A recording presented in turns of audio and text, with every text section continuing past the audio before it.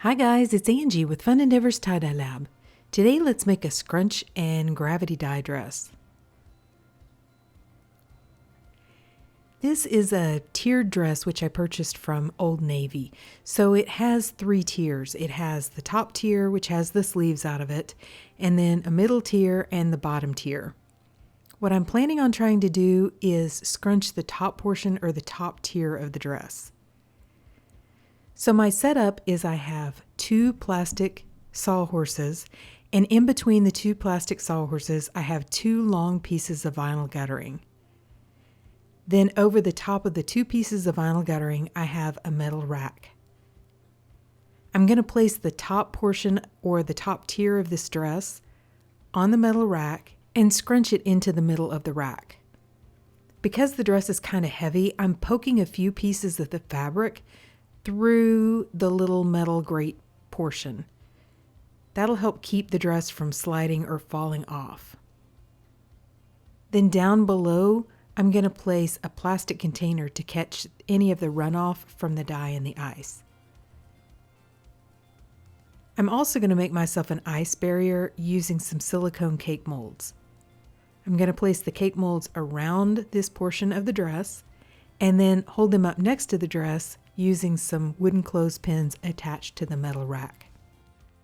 I'm going to end up having to poke quite a few pieces of the fabric through this metal rack because every time I try to let it go, it wants to slide off.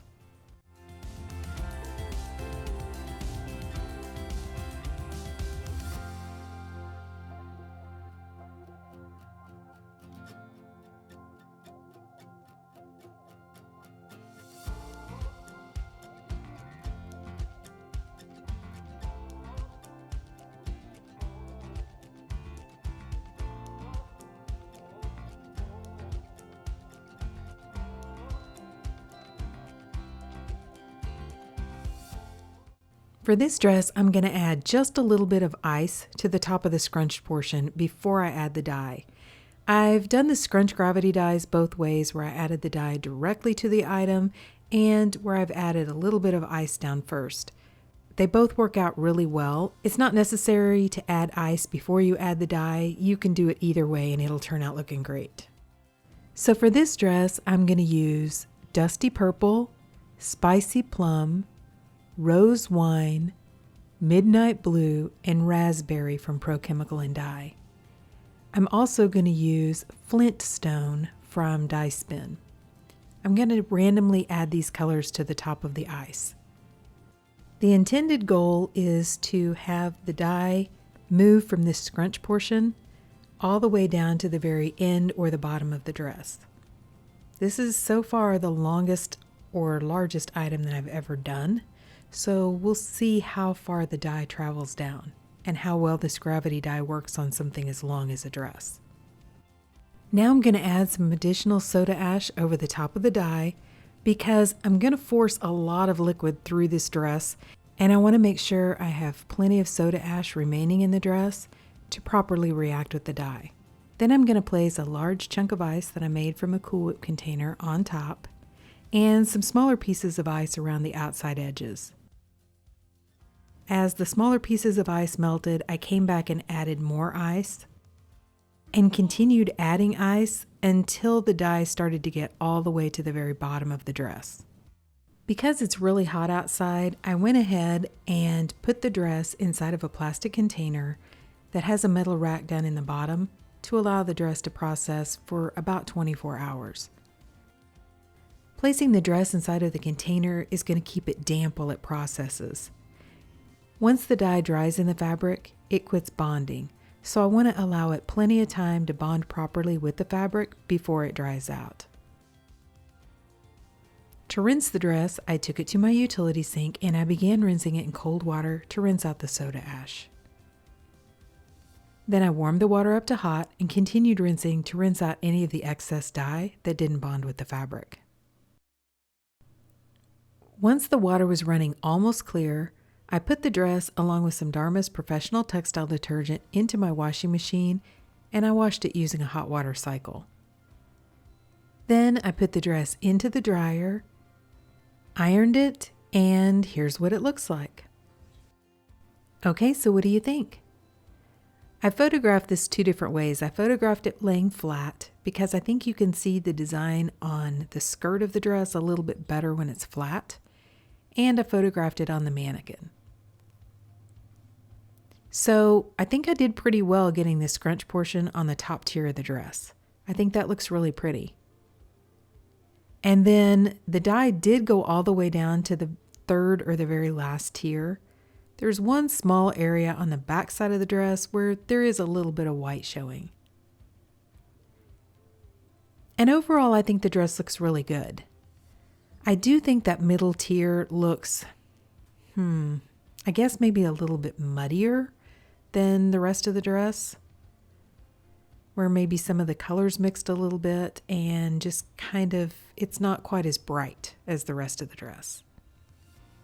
I don't think it looks bad though. I think about the only way to avoid that on a dress like this is to maybe not use quite as many colors as I did. Even though the colors that I used go well together and they flow well together, they don't really make brown together. They still, as they got a little further away from where I put the dye, I don't know, they just kind of blended together and gave it more of a muddled look. I do like the way though that the dusty purple split the green down toward the bottom, and spicy plum splits that green color out too. Both of those are really pretty colors for color splits. I actually used the same exact colors on a t-shirt and it turned out looking really cool. But of course the dye didn't have to travel as far. So I got a lot of the colors which are on the third tier on the t-shirt. So this is a close-up of the top portion of the dress. And I really like all the colors together. I think it looks pretty. And then this is a close-up of the skirt of the dress. So you can see the green color splits a little bit more. There's just not a lot of definition between the different colors on the skirt of the dress. You can see definition between the colors up on the top portion of the dress, but the colors just blend together as it goes to that second and third tier, and the colors are not real defined. I think that's what is given the more muddled, or for lack of a better word, the muddy look to this portion of the dress. I guess muddy's probably not the right word because it's not really brown, it's just, I don't know, it's not a defined color like in the top portion of the dress. So here it is on the mannequin where you get kind of a little bit better feel for how the dress would hang if you were wearing it. And like I said, I'm just not sure how I feel about it. I like the top portion and I like the bottom tier, but I don't know, I'm just not super excited about that center or middle tier of the dress. I'm not quite sure that this technique is really well suited for something this long, where the dye has to travel so far. I actually think it probably would have looked really cool if I would have stopped it when the dye was about halfway down that middle tier. But you never know unless you give it a try. So I'm glad I at least gave this experiment a shot and tried it to see what it would look like. What do you guys think? Drop me a comment down below and let me know. And if you've enjoyed watching me experiment on this dress, I sure would appreciate it if you would like the video and subscribe to my YouTube channel. Thank you all for watching, and I hope you have a great day.